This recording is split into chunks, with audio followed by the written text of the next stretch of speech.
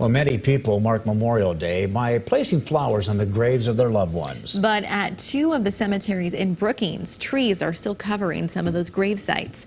KELOLAND's Lauren Solik checks in on how cleanup is going and what you should know ahead of the holiday.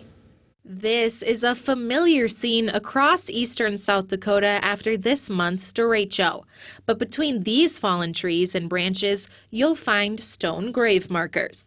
Two cemeteries in Brookings experienced a lot of damage that crews are still working to clean up. Have you ever seen like this amount of damage in your time with the cemetery? I have never seen this amount of damage in my lifetime. Dan Billett, the cemetery sexton, so far knows of 3 damaged gravestones, but he says there are several that are tipped over. I hope people understand that because of the damage and the down trees and everything, the cemetery's not going to look as nice as it has in past years.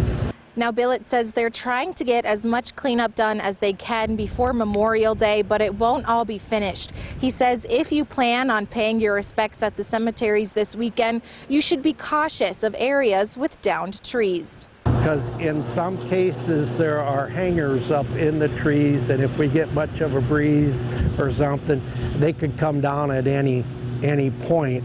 Cleanup is expected to take another 2 or 3 weeks. After that, Billett says other trees damaged at the top will also have to come down. You know, when we get all said and done, we'll probably have,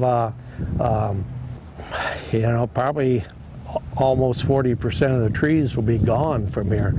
You know, so it is definitely going to change the looks of the cemetery. In Brookings, Lauren Solik, KELOLAND News. And Billett says that he has had a lot of help cleaning up with volunteers from churches, 4-H club members, and Teen Challenge of the Dakotas.